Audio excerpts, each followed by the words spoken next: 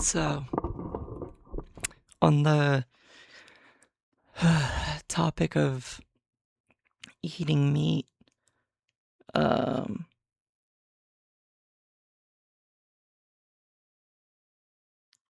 yeah, it's, you know, I only eat meat out of necessity. 'Cause like, I am aware of what I'm doing. Um,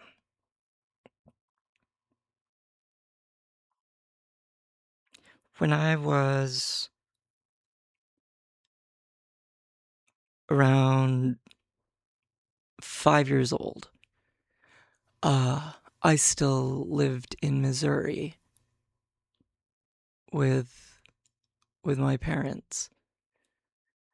Um, it would have been a cold holiday, something like Thanksgiving or maybe Christmas. I think it was Thanksgiving because it was cold outside, but there wasn't like a lot of snow. We still had to bundle up. Anyways, we're sitting in my great granddad's farmhouse, on his land, on my great granddad's farm, and it is Thanksgiving. So, obviously, right? You know, we gotta have dinner on Thanksgiving, eh? So, granddad, my entire family's in the farmhouse, but granddad looks at me specifically, and he goes, "Yeah, dinner's gonna be real good tonight. Uh, you've had Thanksgiving dinner before.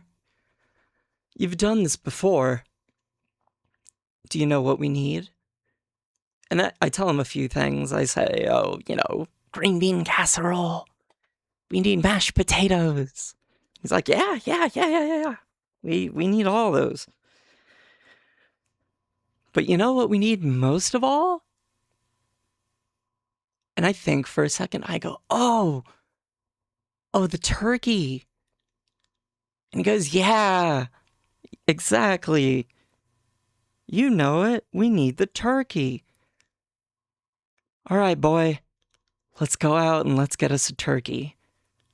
So I think, okay, cool. I've been in the car before. I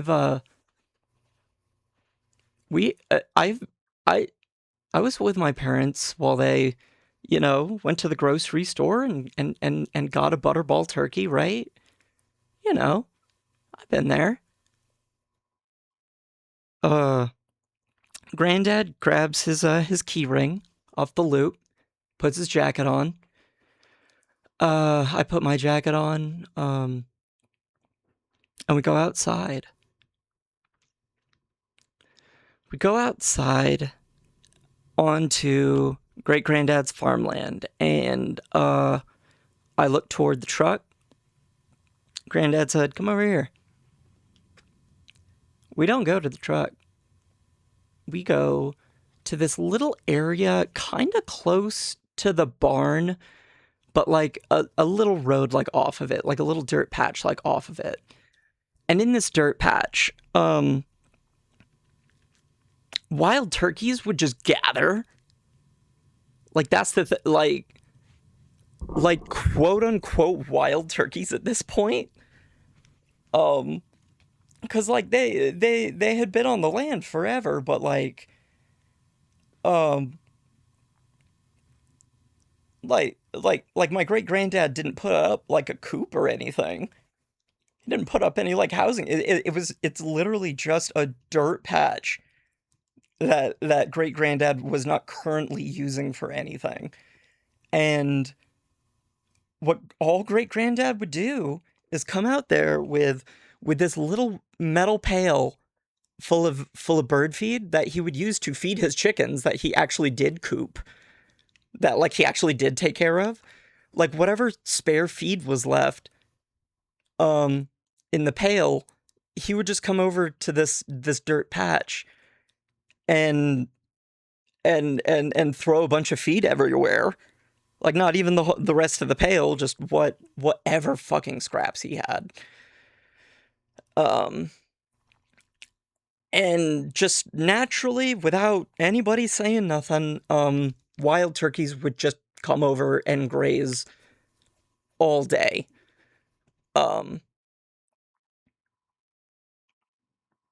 So great granddad goes to the barn.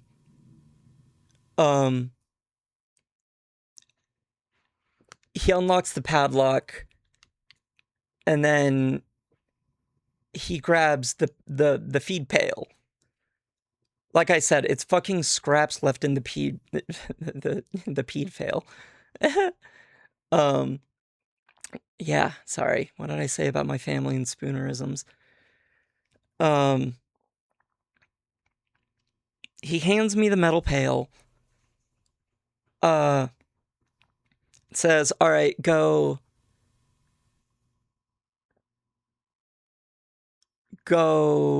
and feed the turkeys. Let's go and feed the turkeys."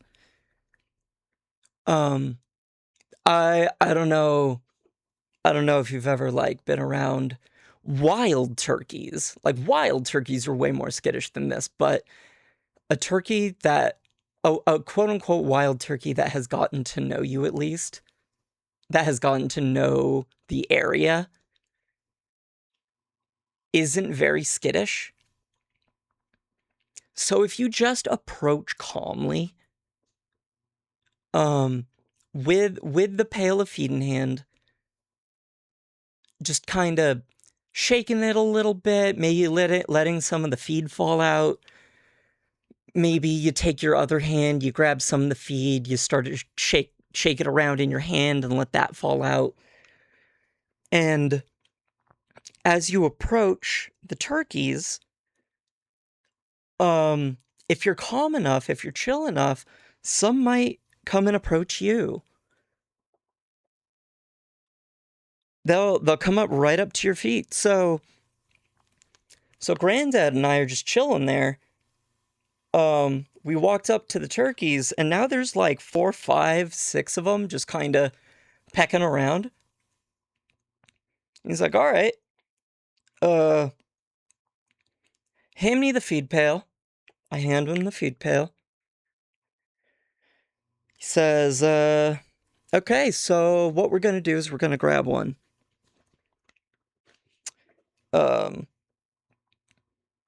It's dead simple. Don't grab the biggest one. Just grab the biggest one you could carry. Do you understand, boy?" I said, "Yes, sir." He said, "All right. Look for one that you could carefully carry under one arm."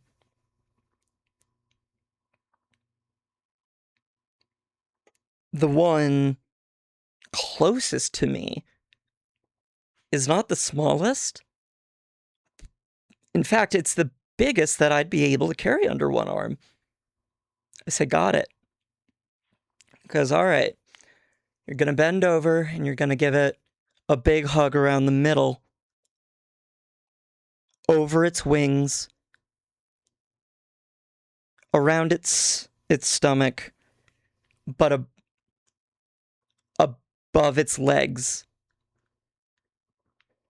After you hug it, keep hugging it around its wings so it doesn't spread its wings. Tuck it under your right arm. And with your other arm, with your other hand, grab its legs. Grab both legs. Don't touch the feet, just grab both legs.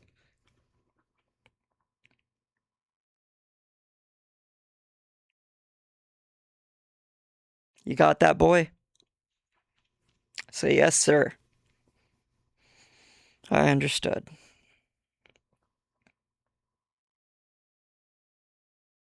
It wasn't hard. Turkey was right there. Gave it a little hug. Uh, well, I gave it as big a hug as I could when I was 5 years old. You know, when you're five, your hugs aren't very big.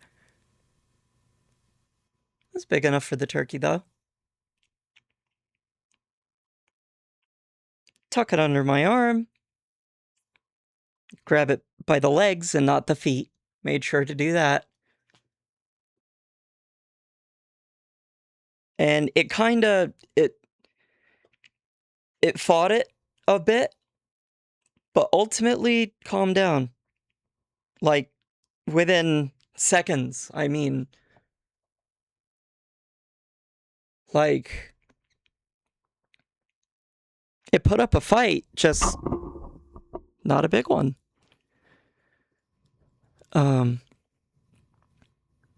So now Granddad's holding the pail of feed. He's looking at me. I'm looking at the turkey. We're all just hanging out. Turkey's looking at me and Granddad.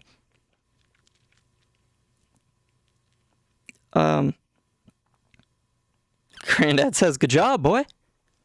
Well done. All right, let's go back to the barn."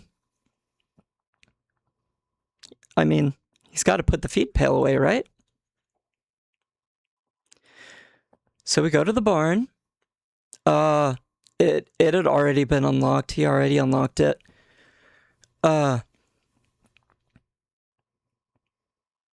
Goes in. I attempt to follow him. He says, "Wait out here." Okay. I got me a turkey to keep me company. I'm fine. He doesn't take long at all, though. Like, he goes in, he puts the pail down, he comes back out, and then he locks the padlock to the barn.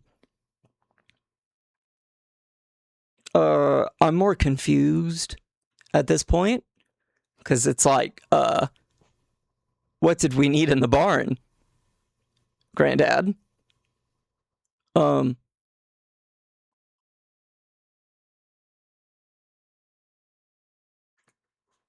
Like, because oftentimes he'll just leave that pail of feed out anywhere, but like,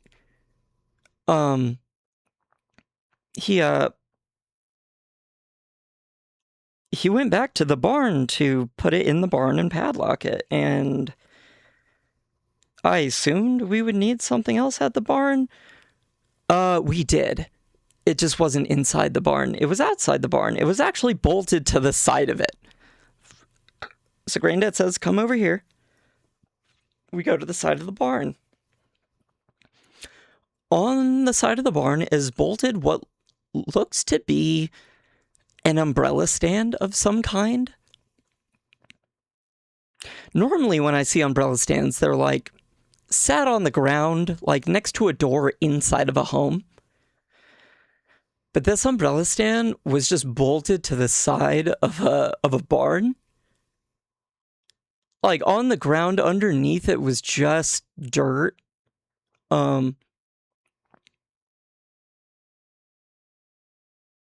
Like, it was just red dirt. So, he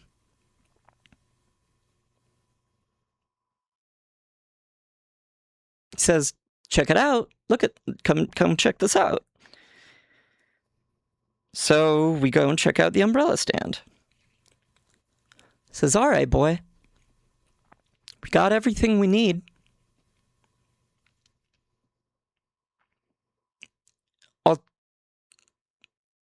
I'll tell you what we're gonna do.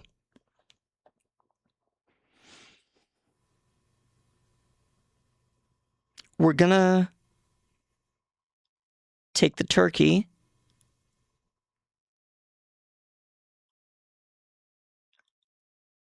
I said, "I got him, though. I already I took the turkey," and he goes, yeah, you did.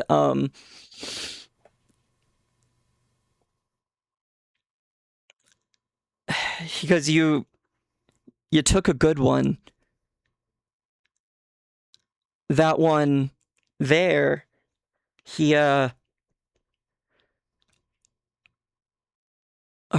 wait, no. She,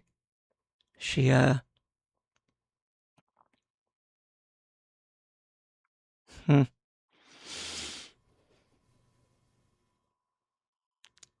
He said that one there, she's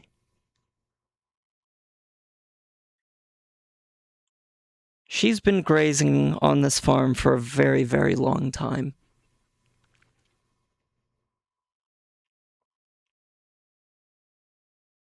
She was here before,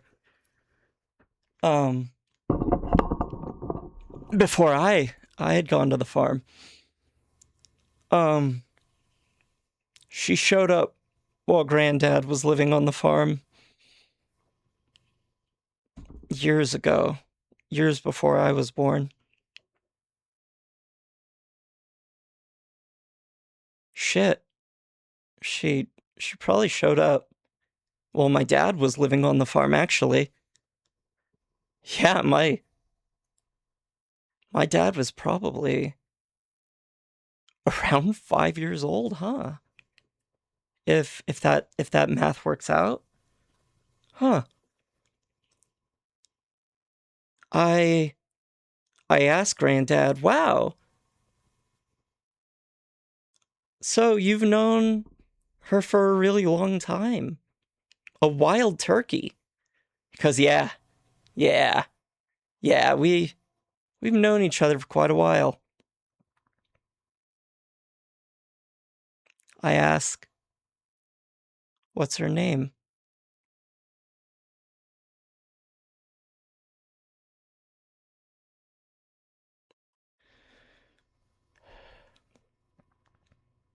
He doesn't. Sorry, I just took a pause right there, but he didn't. Granddad didn't hesitate to tell me she doesn't have a name.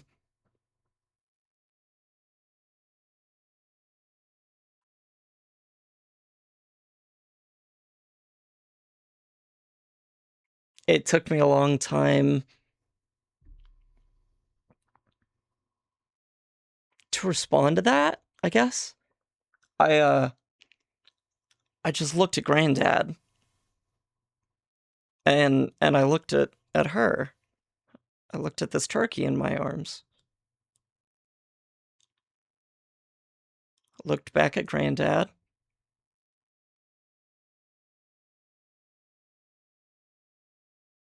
Said, all right, boy. Here's what you are going to do. You're going to take the bird.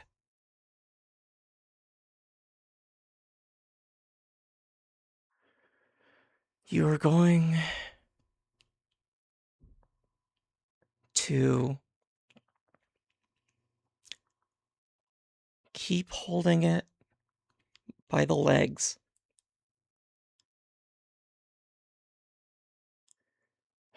You're going to untuck her from your right arm. And you are going to quickly flip her behind your back, almost like you're putting on a backpack.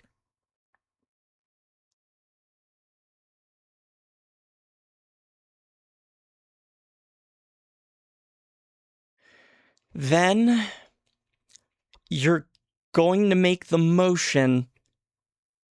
You're going to keep holding on to her legs, but you're going to make the motion of tucking her back under your right arm, but you're not going to do that completely.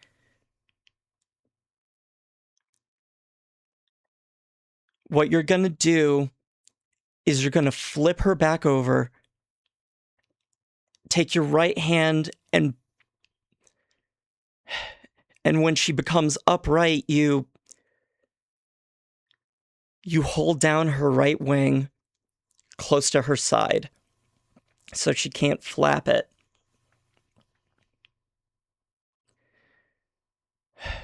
You're going to grab her by the center. And using force with your thumb, you're going to push her head into this. And then he taps the umbrella stand looking thing.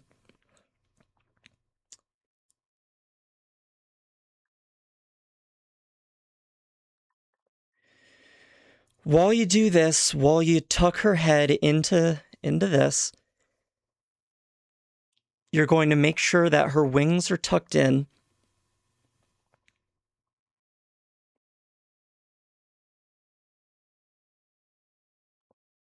Her head pokes out the bottom.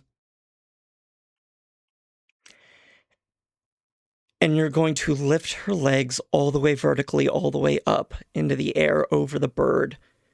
And you're just going to let her slide down all the way to the bottom until her head pokes out the bottom.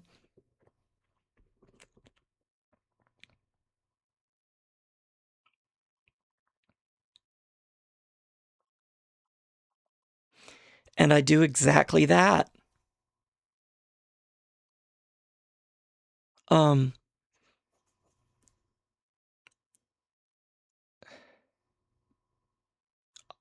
let her go from under my arms. I hold onto her legs and I just bring her straight up over my shoulder real quickly.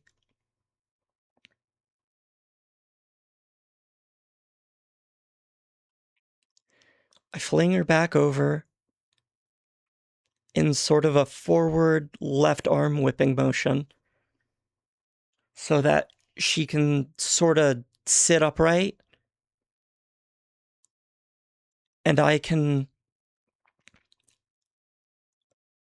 hold on to her wing as she regains her balance and kind of flaps with her other wing a little bit. When she regains her balance, she tucks in her other wing. And I'm able to gently push my thumb in and guide her head into this umbrella stand looking thing. I lift her legs above the bird vertically so that she could just slowly slide all the way to the bottom, her head poking out the bottom, her wings kind of bound by this umbrella stand, and her legs just poking out the top.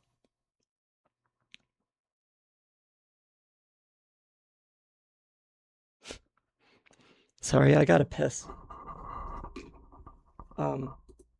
Feel free to skip to the point where the pee break is over, okay?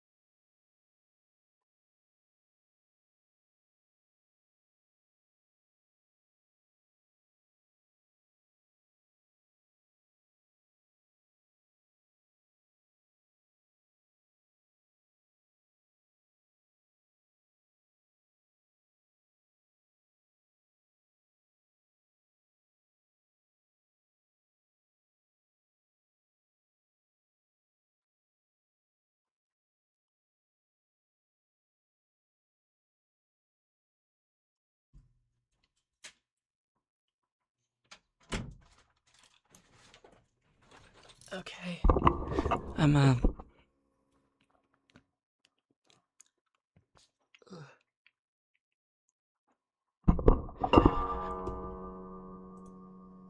Okay. I'm back. I forgot I could just I was talking about this maneuver. I was talking about holding this turkey, but I completely forgot that I very long-windedly just explained to you like everything, but like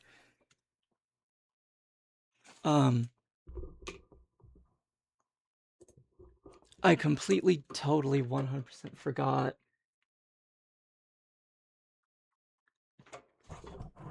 that I could literally just show you.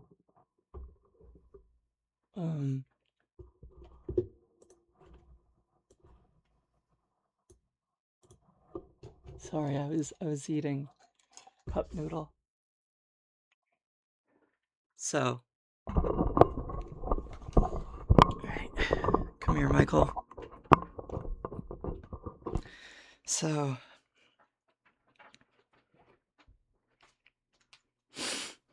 sorry, my hair's also a mess. I just woke up. Oh no! Oh no!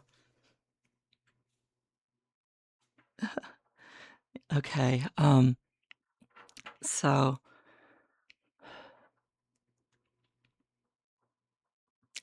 I'm carrying this turkey like a football in my little 5-year-old arms.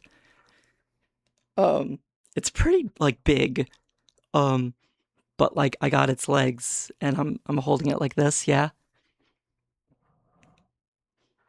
So he tells me all the stuff. The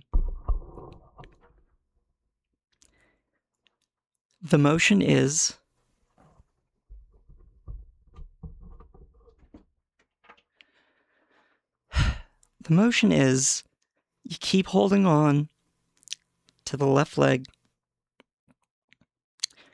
You release it from the football carry, but in that motion, you whip it over your shoulder.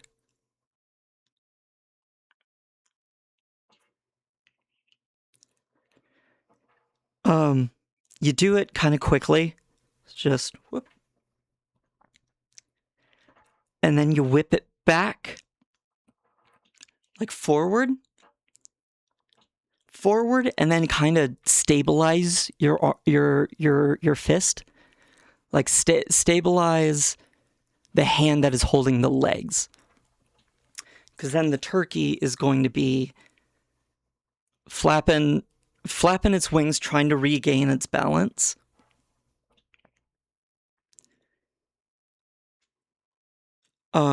As it flaps, you time it so that your right hand can close on its right wing and hold it to its body. The left wing's going to keep flapping. So you're holding it like this at this point.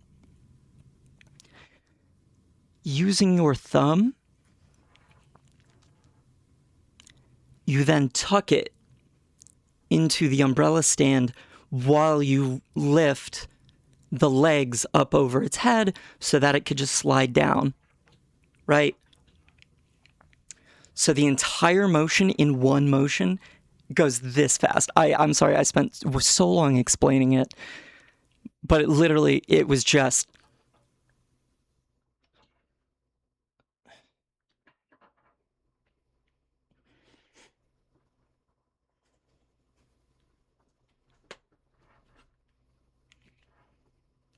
And it was done.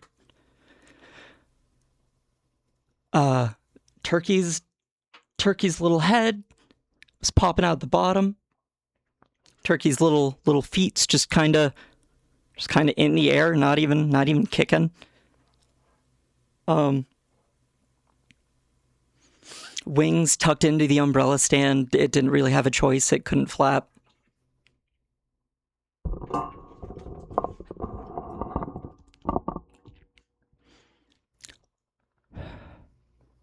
So I take a couple steps back. and admire my work.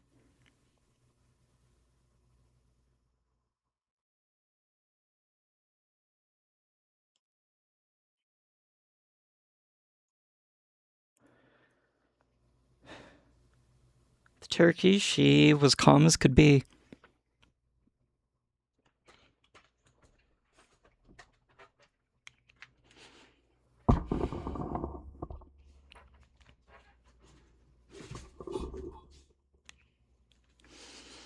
I looked at the turkey, I looked at the umbrella stand, bolted to the side of the barn on a cold November afternoon. I think it was getting close to evening.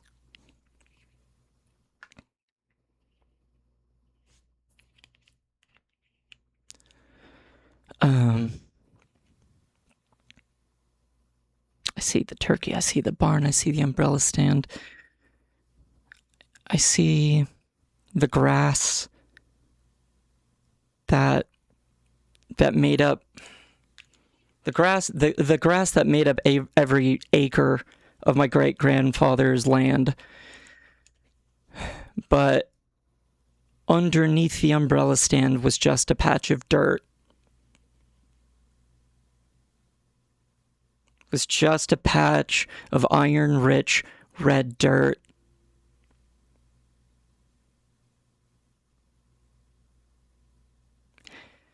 It was around this time, even my little 5-year-old brain started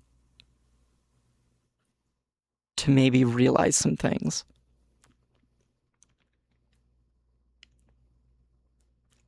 Started to figure out what exactly we got up and left the farmhouse to do. Granddad said we were gonna go get a turkey for Thanksgiving dinner. So,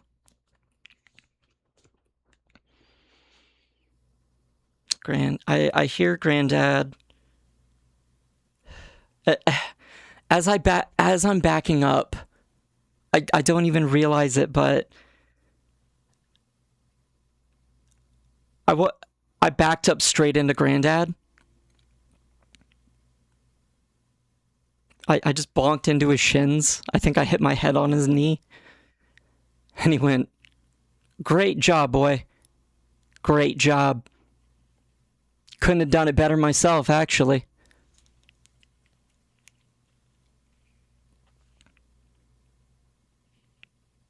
I say, "What now?" He looks at me, I look at him. And he goes, "Well,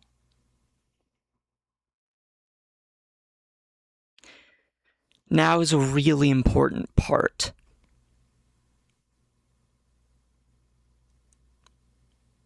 Listen up, boy. It's high time you learn something. You ought to know what the fuck you're doing."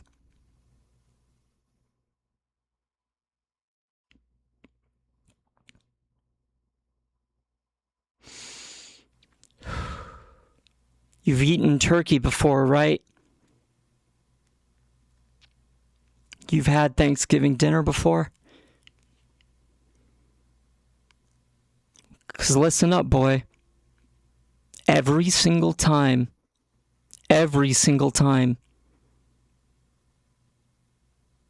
you eat meat, this is what you are doing.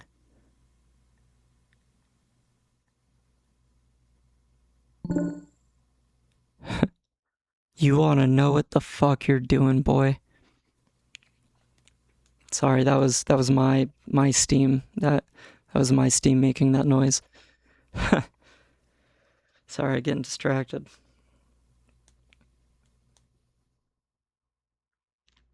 On Granddad's belt, he had this leather pouch. A leather pouch that was closed by a rivet. Just a little button and a rivet. He unbuttons the pouch, and he shows me something I had seen a couple times before up to that point. It was Granddad's survival knife. It was a gorgeous fold-out survival knife. He flips it open.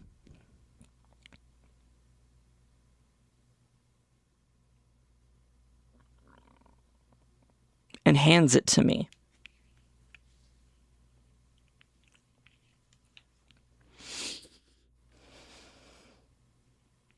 He says, "Take good care of that, boy. It'll take care of you.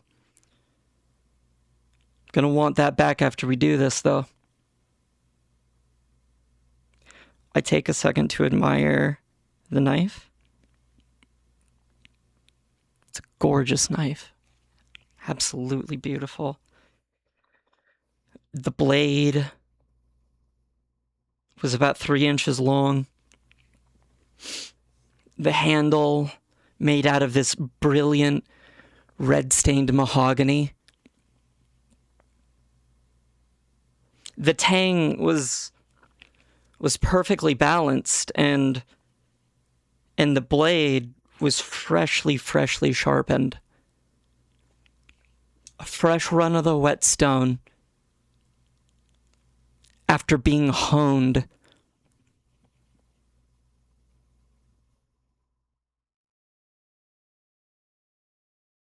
It was a gorgeous tool.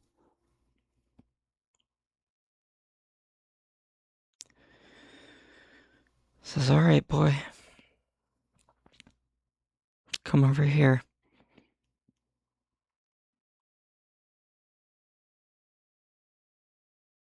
We approach the turkey again. We approach her.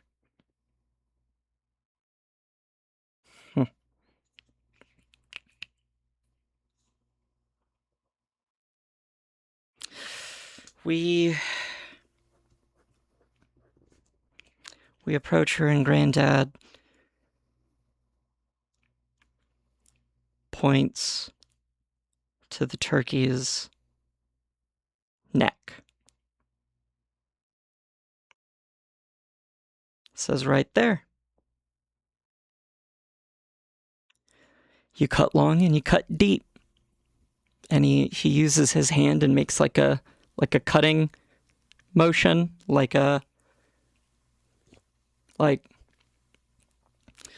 fuck. Makes like a little cutting motion.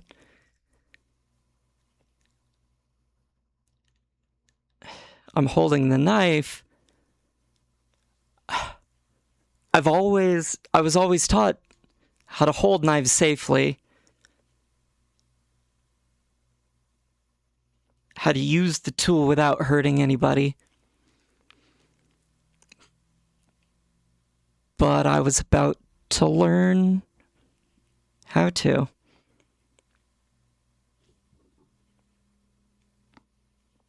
I say, "Dad," because that's what I call him.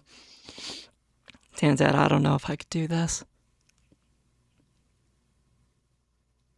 Dad, I don't think I know how to do this." He goes, "Well, I just explained it. Here."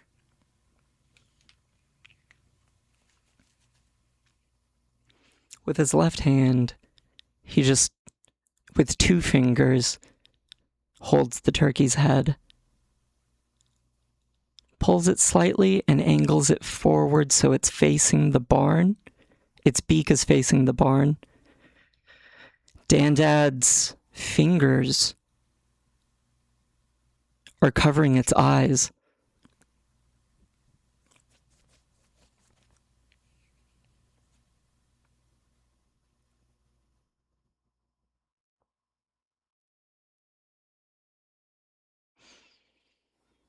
She didn't even put up a fight.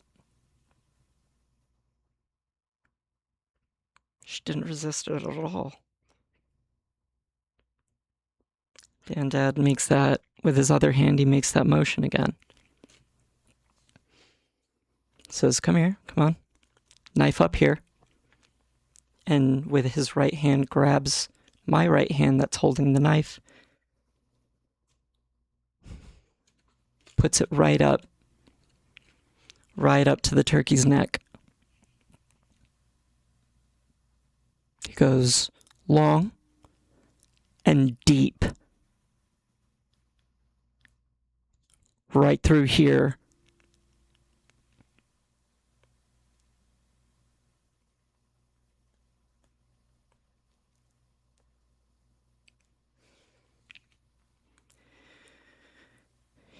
He lets go of my hand.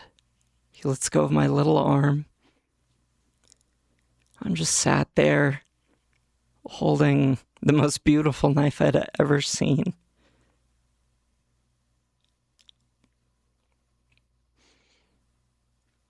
Up to a turkey I had only just met.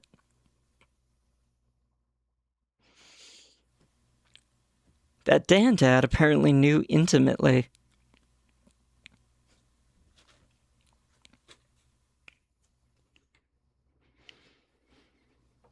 A turkey he knew intimately, that my dad knew intimately,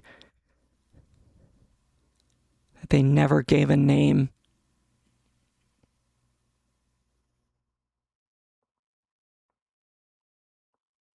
A wild turkey. I mean, it's a wild turkey. Do you even have the right to name it?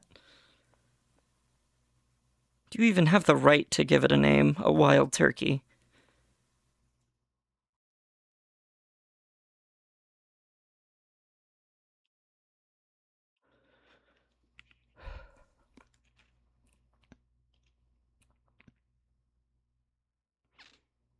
Granddad was holding its head still.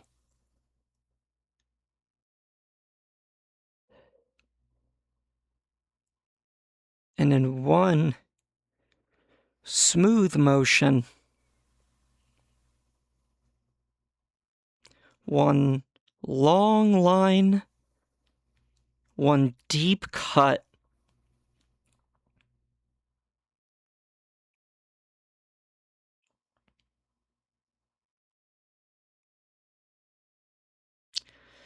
and there was blood on the knife,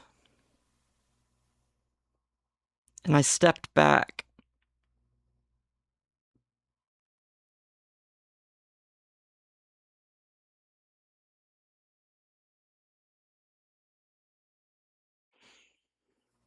I stepped back to admire my work.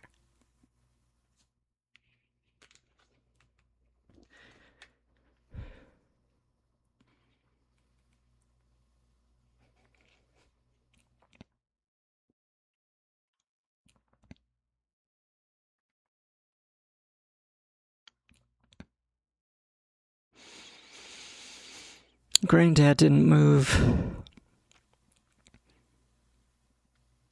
Granddad kept his fingers on the turkey. He kept its fingers over the turkey's eyes and held its head in place as it started kicking and thrashing about.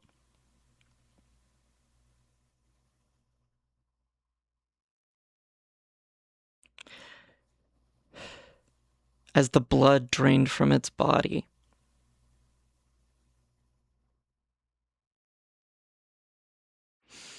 Out of the neck, down to the turkey's head.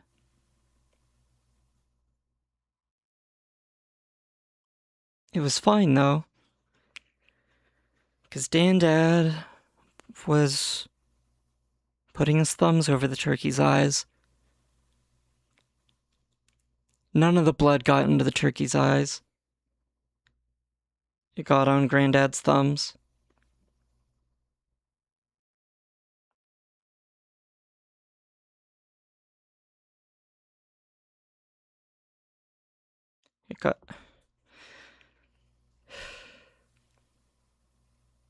He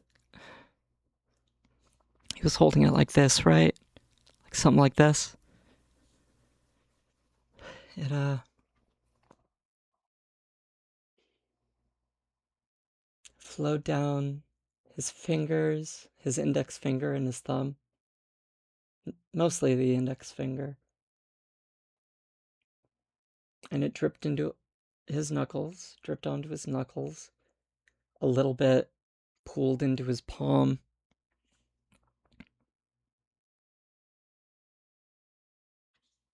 It kept flowing downward. It kept flowing down his arm. Until the angle he was kneeling at, like the angle he was bent over to, like, to hold this turkey's eyes shut. The lowest point was like his elbow. And the blood dripped from his elbow down to the dirt, down to the red dirt. And that's where it would pool up. That's where all of it would go. That's where all of it would end up. Well, not all of it. There would still be blood on my granddad's elbow. There would still be blood on his arms. There would still be blood on his knuckles. There would still be blood in the palm of his hand.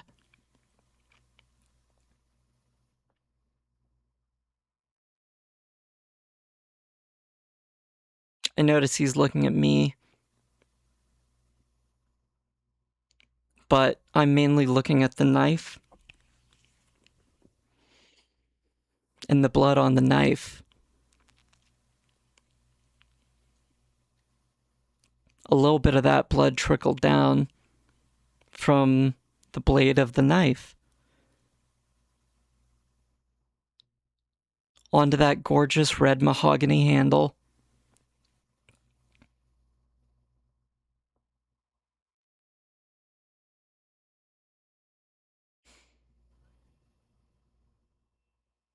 Onto the end knuckles of my fingers, past that onto my knuckles, over the back of my hand.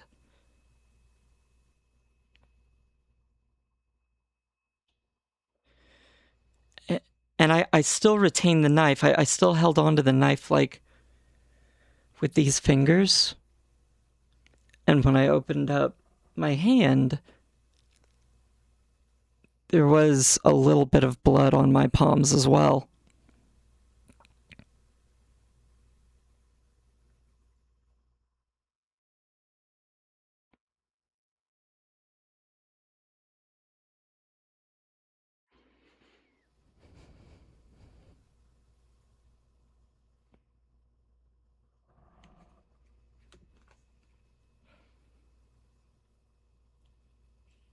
This took several minutes.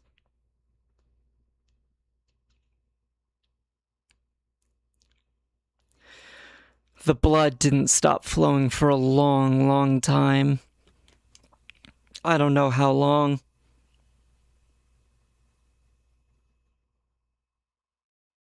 But it was more than a couple minutes, that's for sure.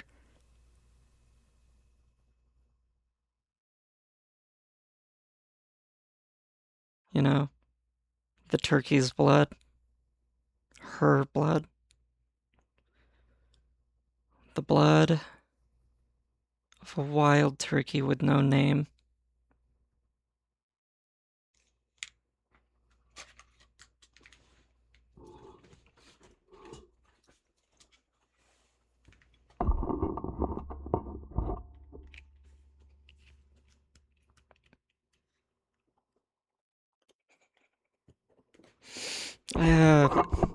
Trying to remember exactly what he said next. It was some kind of affirmation. It was sub kind of good job.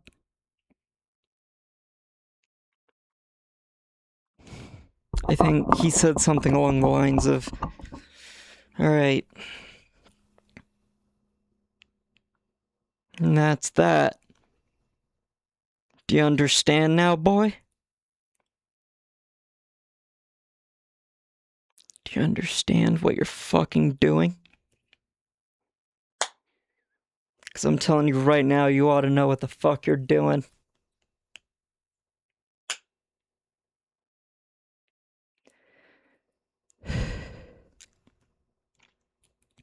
I still held on to the knife. And then I could feel myself starting to cry.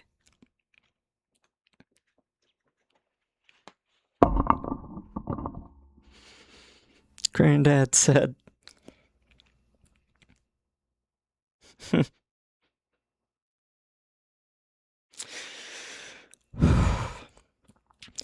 "Don't you start crying, boy, or I'll give you something to really cry about."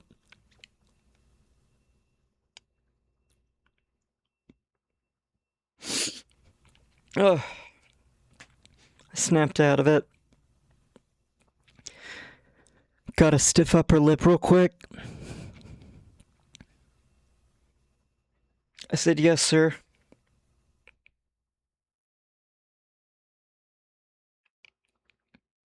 He said, "Grab the bird."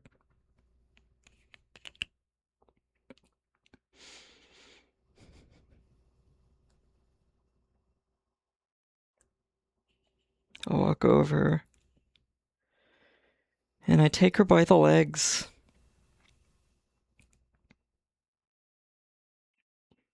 And I pull her out of the umbrella stand.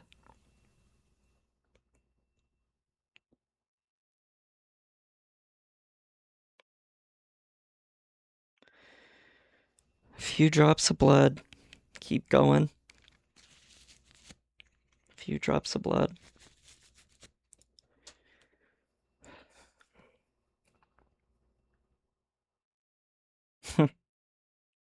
Wow. And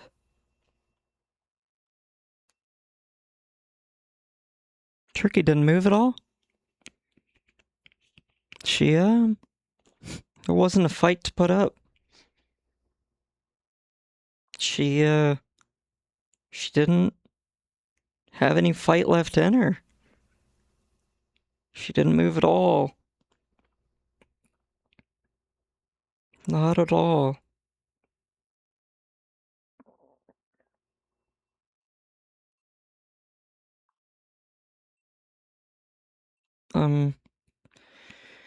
Holding her with my left hand.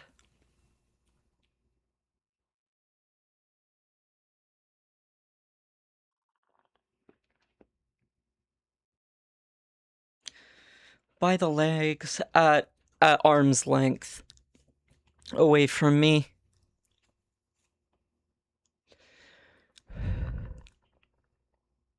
My mom would have killed me if I got turkey blood on my clothes. So it goes, "Alright. Go back to the house. Come with me."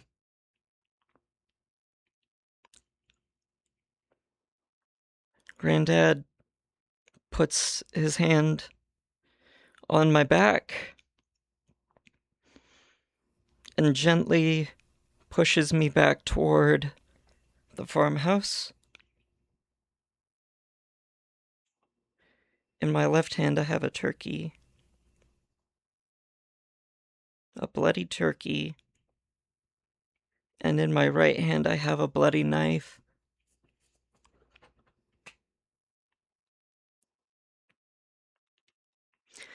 We get to the farmhouse, but of course we don't go inside first. We still have our shoes on. The turkey's still dripping blood. We're covered in blood. So we gotta go through the back, you know. There's a back door that led to the kitchen. of the farmhouse. It was all sort of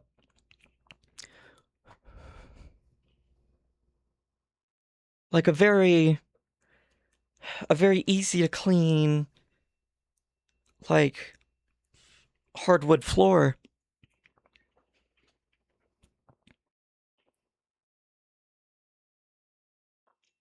In the kitchen. So we go to the kitchen, and all the women in my family are there.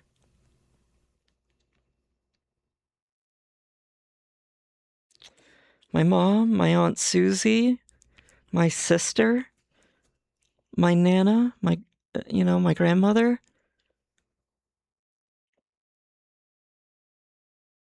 Great-grandma had passed away sometime before that, but it was all it, and it was a few others too. It was all the women in my immediate family in the kitchen.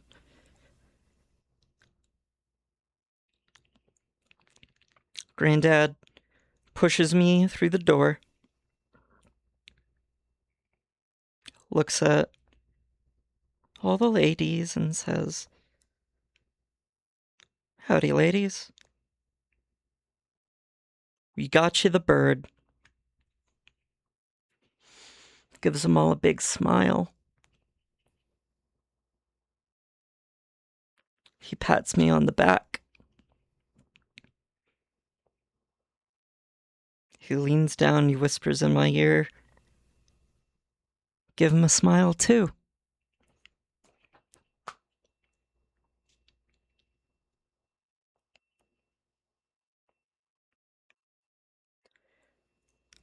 So I just, yeah. I mean, the smile came easily, actually. I felt very accomplished. I had eaten Thanksgiving dinner before, a few times. I'm only 5, so how many Thanksgiving dinners have I really eaten up to that point? Can I really say, right? Like, I think I had only been eating like hard foods for like a few years, so like whatever, but this was the first time I went and got a bird.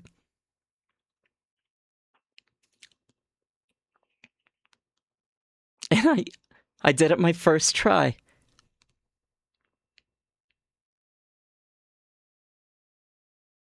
Every step of the way. Dad was an excellent teacher.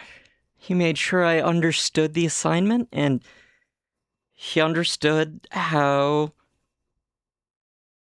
to teach me how to make it happen. And I succeeded. I felt legitimately accomplished. I felt proud.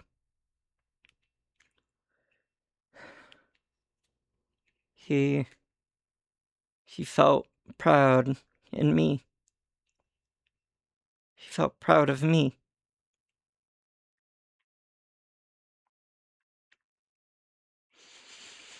And when I gave all the women in my life a big old smile and showed them just how proud I was, just how proud we were,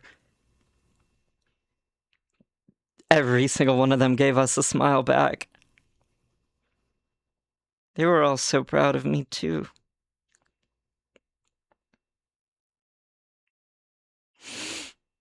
They took the bird and thanked me profusely for it.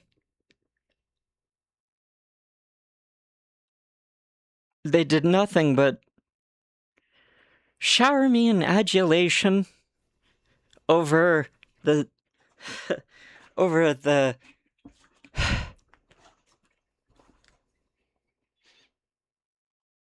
what do you call it? Over the task I just accomplished. The the feat I had performed.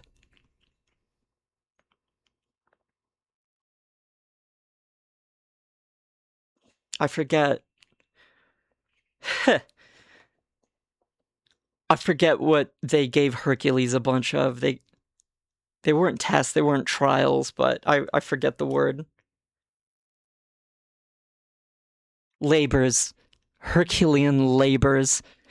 I was given thanks and adulation for my labor.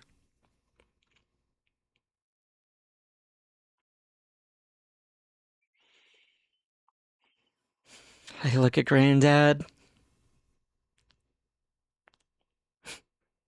He's fucking covered in blood. Like left arm totally covered in blood, but like there's blood on his shirt, there's blood on his overalls, there's blood everywhere. I got the blood on my hands, I got the blood on the knife.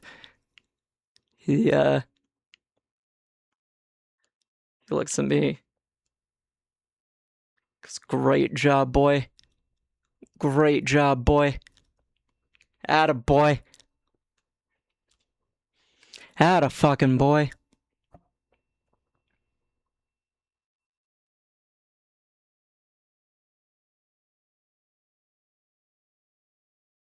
Good fucking job.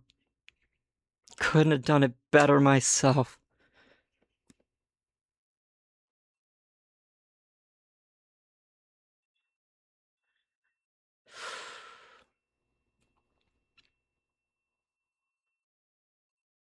I asked Dad, what's next? And he goes, well, I'm going to the table to wait for dinner. I'm gonna have me a beer. But before I do that, I'm gonna need my knife back. I look down at that beautiful, beautiful knife. Beautiful, beautiful knife.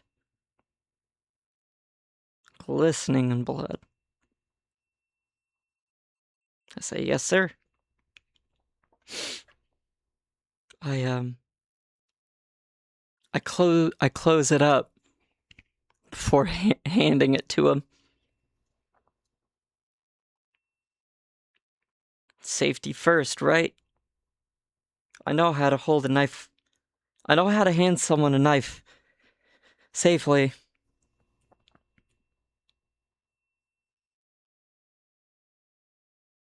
Takes it.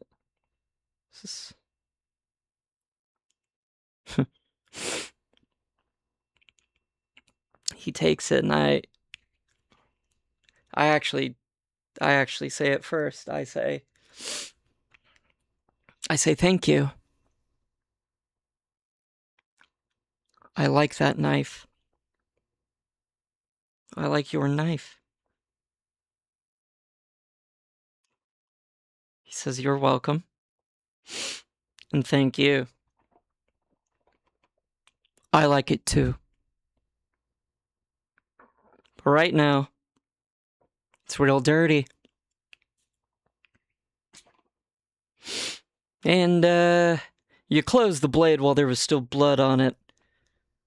That's fine. It all washes off. Speaking of, let's get you up to the bath. We gotta clean you off.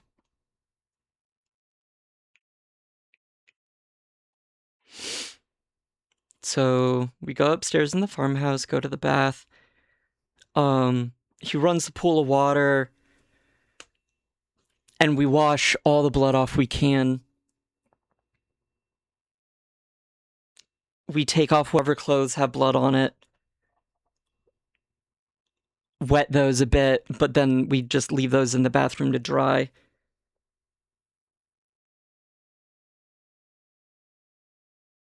At this point, we're both clean. We're both out of our coats. We're both out of our jackets, and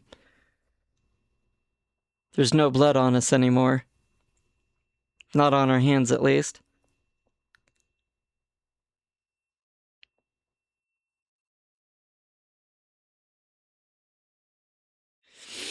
So we go back downstairs. To the left is the kitchen. To the right is the dining room.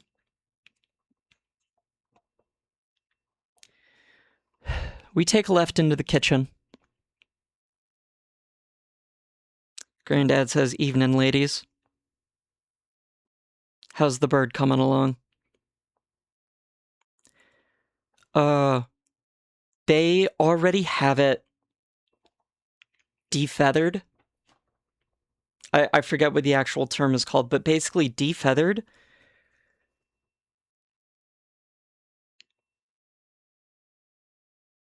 And they're preparing to prepare it more. They're like washing it off. They're washing off the bird too.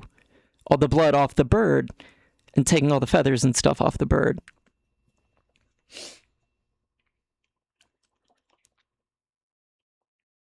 Dad says, "Bonnie." Bonnie's my Nana's name. "Bonnie, could you be a dear and fetch me a beer?" She was the closest one to the refrigerator, so she opens it up, and as she's done a million times before, grabs 2 beers out the fridge, holds one in each hand, and extends one out to my Dad.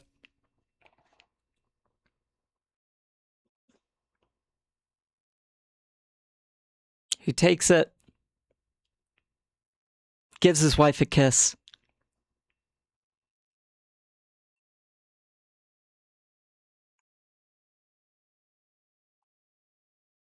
says,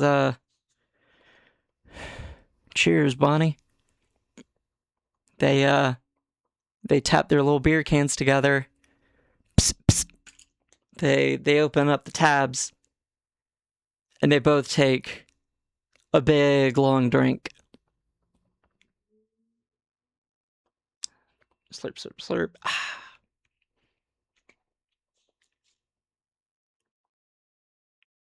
He kneels down to me and looks me in the eyes. I can smell the beer on it, like freshly on his breath. And goes, "Now, you ain't old enough to buy one of these just yet. But I think you're old enough to have a sip."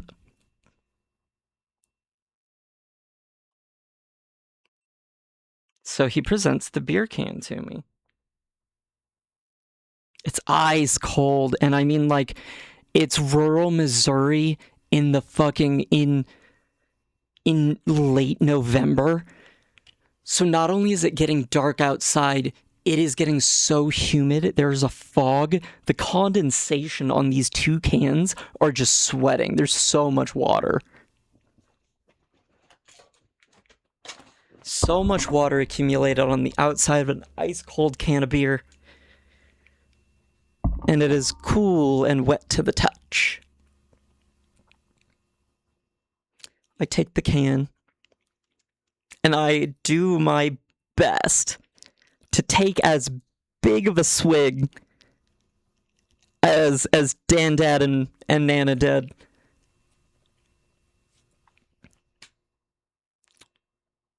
I take maybe a tiny sip compared to them, and I go, "Bleh."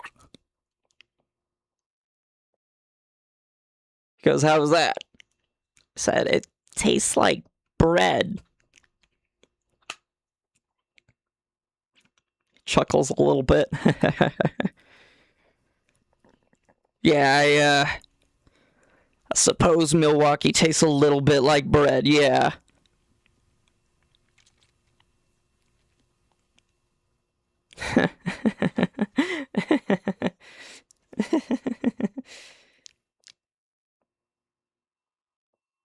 He gives me a wheezy laugh too. Him and his wife, they'd been smokers forever, so it's a real wheezy, like.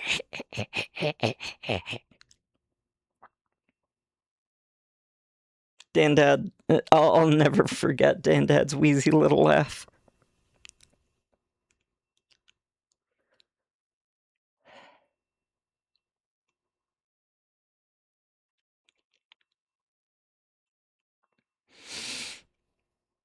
So he looks at me and he says, that's a reward for a job well done. That's your reward for today's day of work. From here you got two options. You can come to the dining room with me while I drink my beer. And you could chat with the men while we wait for dinner.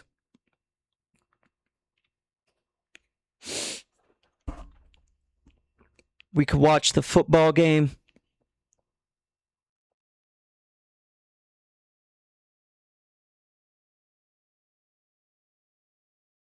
And wait for dinner.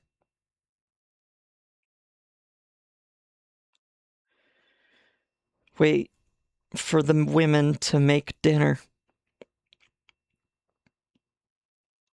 Or what you could do is you could stay here with her. You could stay here with the bird. And,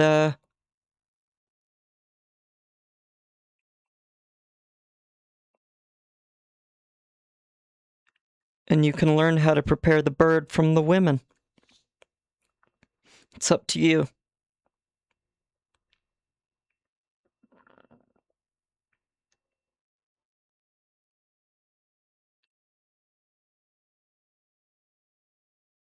I chose to stay with the bird that had no name.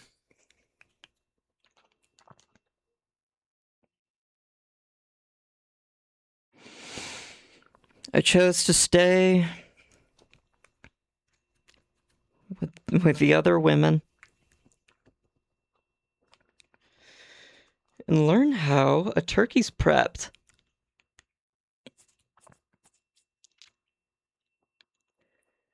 You know, the women had knives of their own, a lot of them actually. I would say the women had more knives than Granddad does, but I don't know, that might be a close competition. No, the women had a huge array, a huge set of kitchen knives, different sets of kitchen knives actually. Every single knife with a specific purpose of cutting a specific part of the bird. The women all had different tools, basters, suction devices used to prep the bird, used to remove the innards and just keep the meat and the bone. The meat, the bone, the skin, the fat. That is all that remained of the bird with no name. Everything else.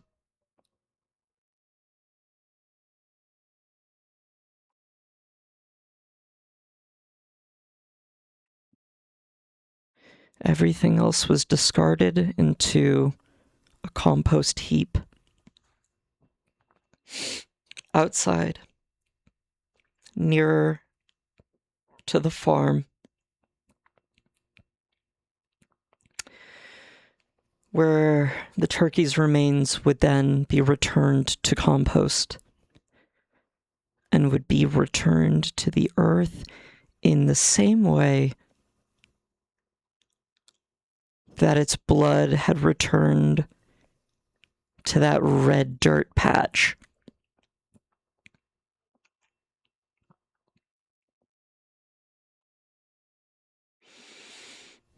I didn't know the turkey's name, but I'd be fucking damned. And so would my granddad, so would everyone else, if a single part of that turkey with no name went to waste.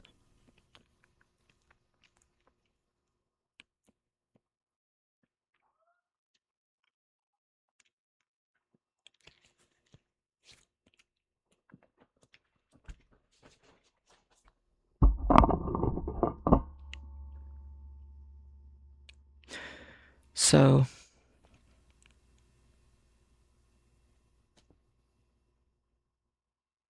he was prepped, and then all the women, including myself apparently, started preparing Thanksgiving dinner. At that age, the only thing I knew how to make was mashed potatoes. So that became my job. All the other ladies, they knew what they were going to make.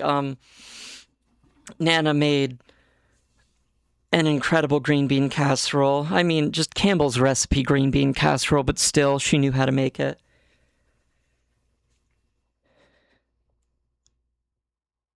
Someone made cranberry sauce out of the can. I think that was Aunt Susie. No, that was definitely Aunt Susie. Mom, actually, every woman in the kitchen actually was involved in preparing the turkey. Lemons had to be cut. Stuffing had to be prepared and stuffed into the bird. A tray, a deep baking dish had to be assembled to put the bird in so we can catch the drippings. It had to be seasoned with rosemary and a million other herbs and spices and salts. A baster was prepared for when it was in the oven.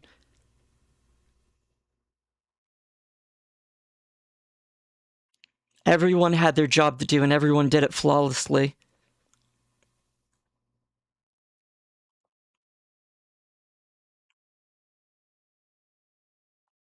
But I stayed with that bird. Even after I finished making the mashed potatoes, I stayed with that bird. In fact, I was the one to carry the bird out to the table. Mom carried my big old bowl of mashed potatoes for me. But all the women carried all the food over to the dining table to the awaiting hungry men. Everyone was so happy. Everyone was so excited. Ah, what a fabulous feast this was going to be.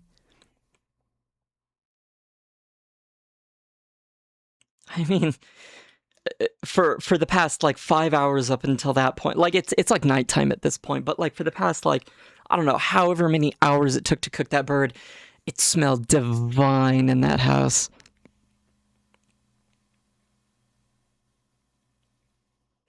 The table was set. The food was plated. Utensils were given out. Glasses of water and beer and wine and juice and Martinelli sparkling cider for me was poured in the glasses and placed on the table. We all took our seats. And my Nana led us in grace.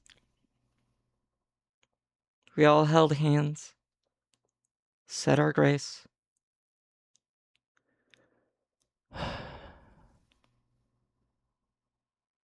We thanked God for the food that we were about to receive. We said,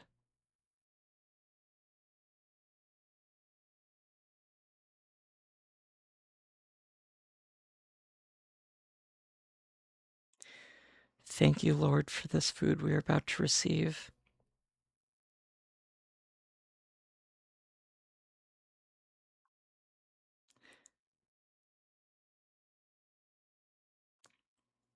Please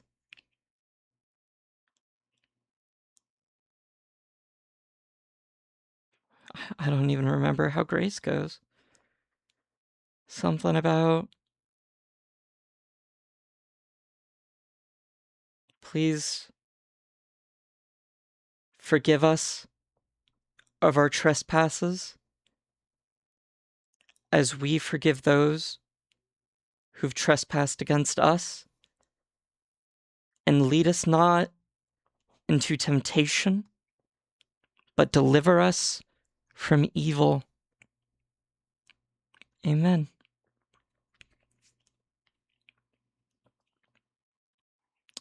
We all open our eyes, stop holding hands. Granddad stands up with his beer in his hand.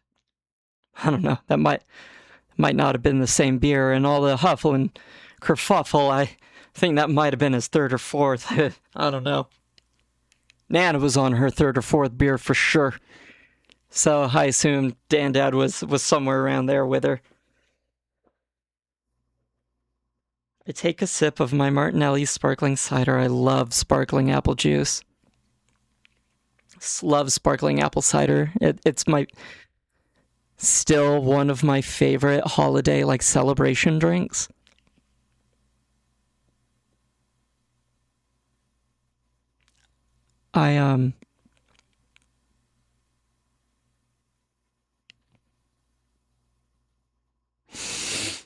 Dad stands up, looks at the table, and says, "It's been another fine year, hasn't it? I, for one, am thankful of everything that we've had.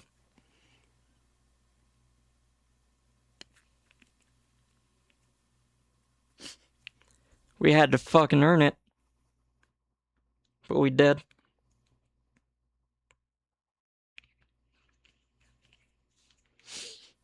And,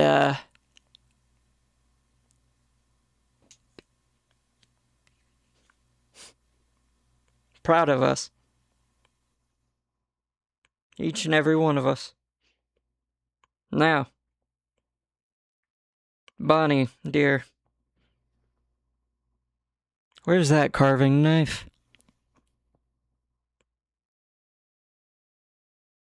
It's time for me to cut the bird." Nana, Bonnie, she knows how to hand someone a knife safely.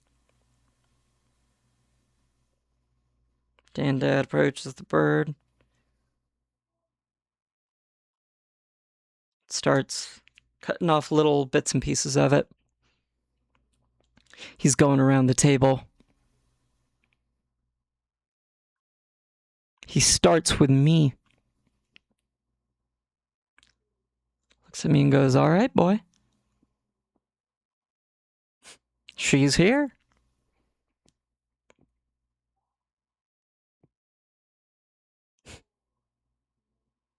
This right here is the bird you took. This right here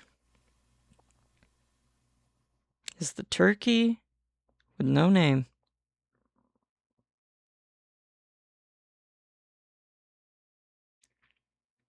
Do you like white meat or dark meat?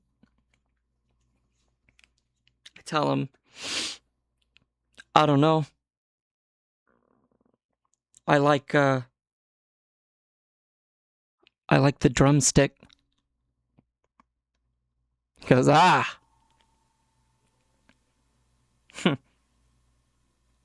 You're a dark meat boy just like me.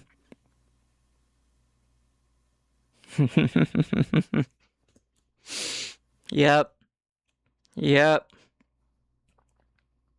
Which means, you've earned this.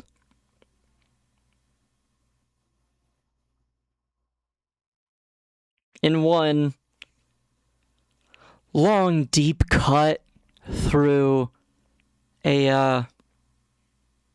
through some cartilage, through a joint. That drumstick just cuts right off.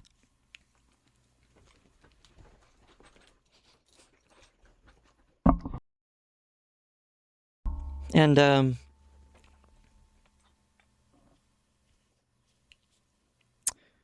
comes right off. He stabs it with the carving knife, because the carving knife has like a little fork on the end of it. And he carefully scoops it up and puts it on my plate while my mom puts on some mashed potatoes.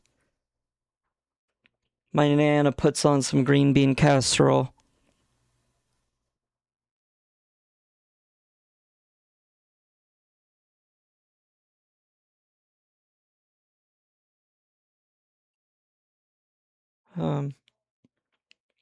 I think Dad brought Dad didn't make them, but Dad brought Hawaiian rolls. Those, you know, those sweet Hawaiian rolls that you buy at the store. He brought those, and he gave me a couple of those. Oh, but my favorite part. Oh, my favorite part though. Oh my God. Dad says, well, I mean, this is good and all, but it ain't complete without gravy now, is it? Oh, rosemary turkey gravy. Ugh. It is to die for.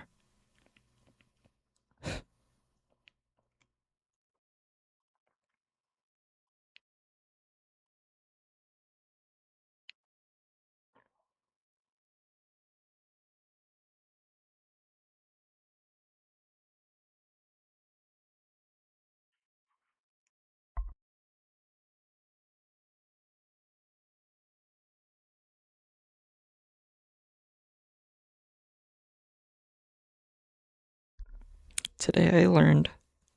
That day I learned that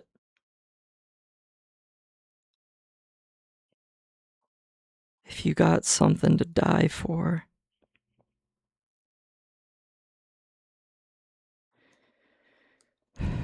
you got something to kill for. That's what I learned that Thanksgiving.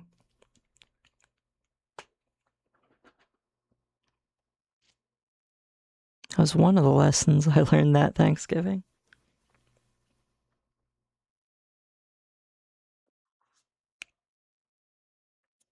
So, can I just say, to this day,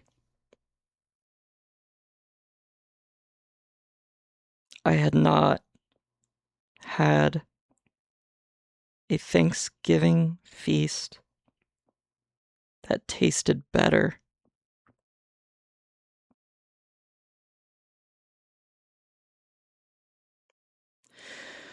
To this day, around 24, 25 years later, nothing, I'm telling you, nothing has come close to how delicious Thanksgiving dinner was that year.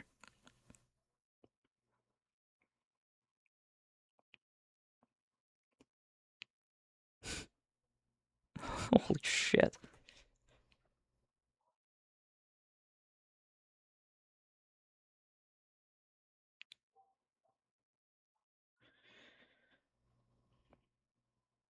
Independence, Missouri. I believe it's November 25th. I don't remember. It's Thanksgiving. 2001. I am 5 years old. And at 5 years old, I had understood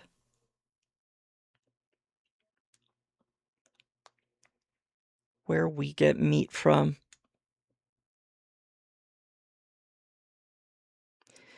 At 5 years old, I found out exactly what the fuck I was doing when I was eating meat.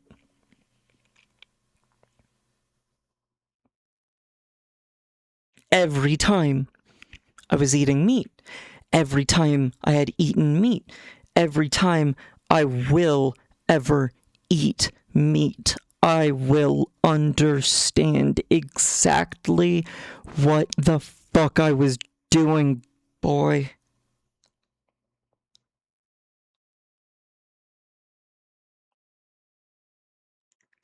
Granddad would not let me forget.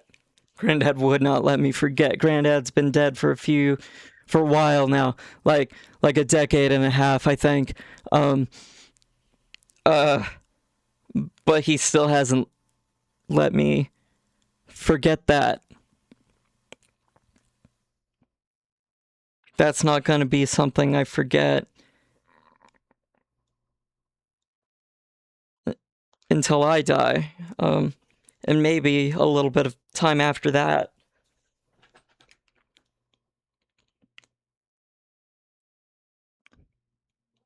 It's an ingrained lesson in me. So, yeah. That's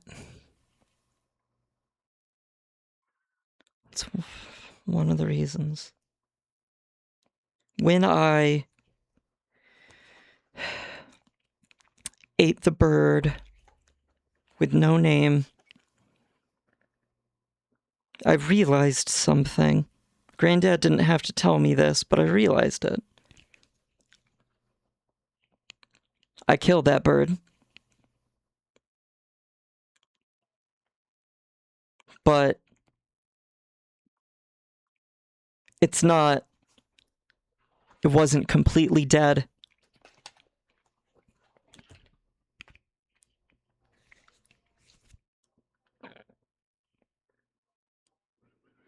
Because all the parts that we couldn't use in that moment, we returned to the compost heap. We returned to the worms so the worms may return it to the dirt, so that they may return to the grass that grew just outside of that red patch of dirt.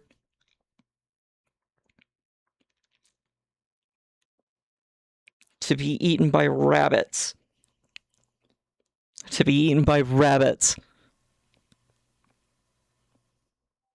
And in turn, those rabbits will get eaten by something else, and so on and so forth, but they will all return back. It's all a cycle.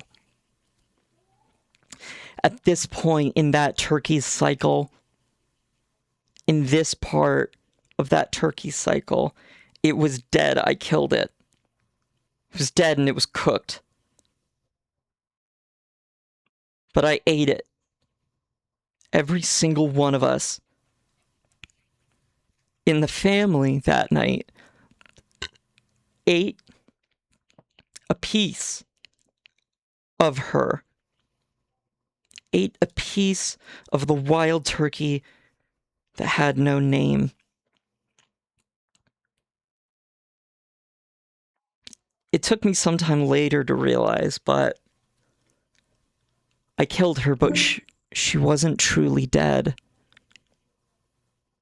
She wasn't truly disconnected from life. Because now she lived on in me.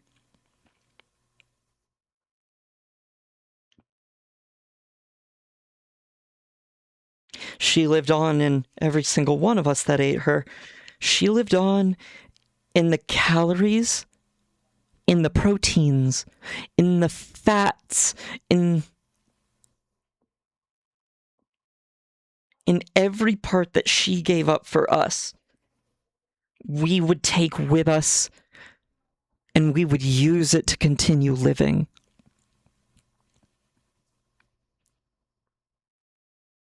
She wasn't done. She never truly stopped. She never truly died. She was killed. Yes, I killed her. I killed her. I cooked her. I ate her. But she never truly died. In those moments up until I killed her, and the moments immediately after, she felt content. She was okay with it. She didn't give me permission, but she was okay with it. And then I ate her. And then I became okay. I became content.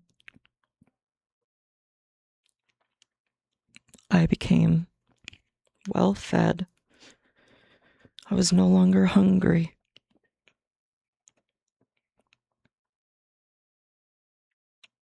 I ate proteins that would heal my wounds and help me grow. I ate fats that would keep my mind active and keep things flowing. I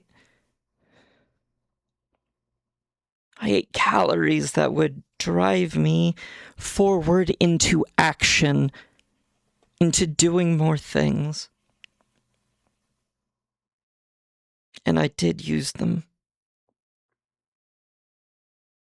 I don't know if I used them all. It was a long time since I ate that turkey. I probably have. But every part of that turkey was used. Every single part of it was returned to the world.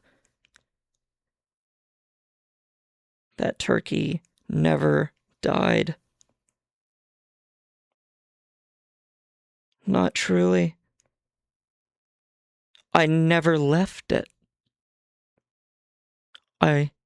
From the moment I approached it, I had never left that turkey, and it didn't leave me.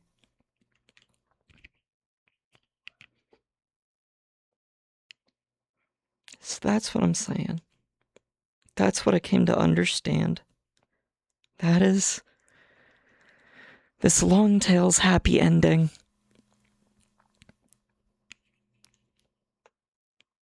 That is why I eat meat.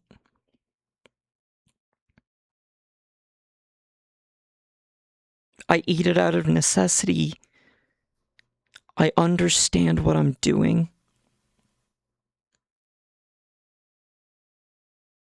And I enjoy it.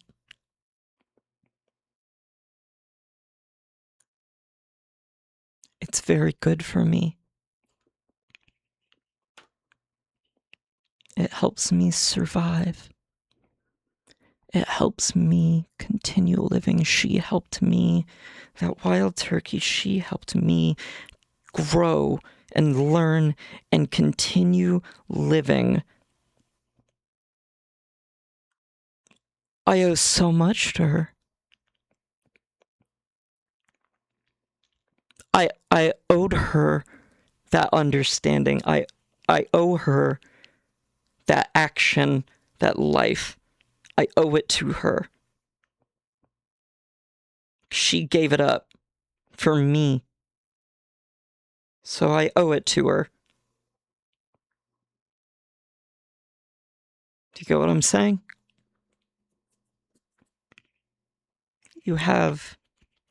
I have a certain responsibility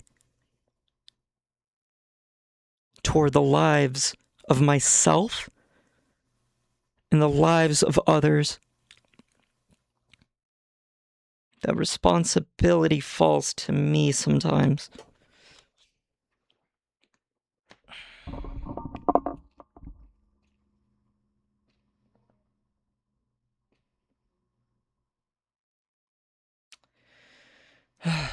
I have rambled on for long enough. I think you get it by now. I'm not vegan. I'm not even vegetarian. I'm omnivorous. I eat only out of necessity,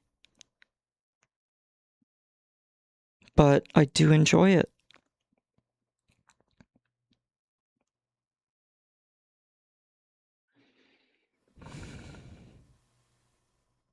What do you do? Do you know what you're doing?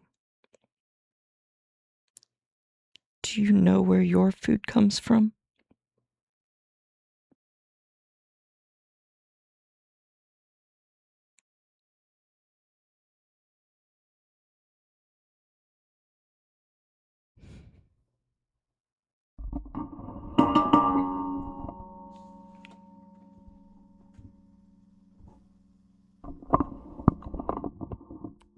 Thank you for hearing me out. It means a lot. I really appreciate you letting me explain myself.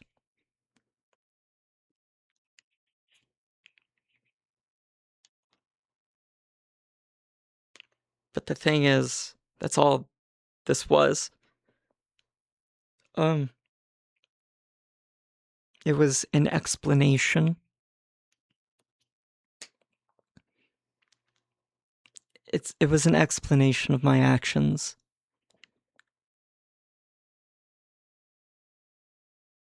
But what it isn't is an apology. I don't feel sorry for what I did. I don't feel sorry for what I've done, and I don't feel sorry for what I will do.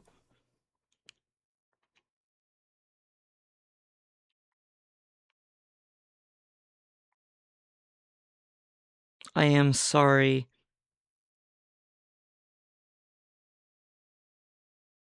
I am sorry that I'm not sorry about that.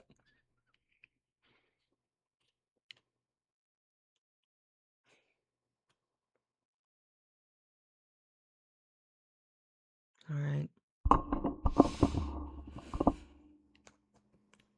I'm gonna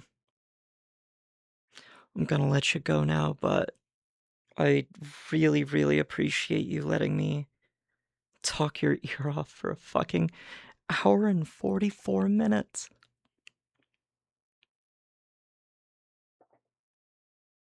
Seriously, thank you for your time. Time is a valuable thing.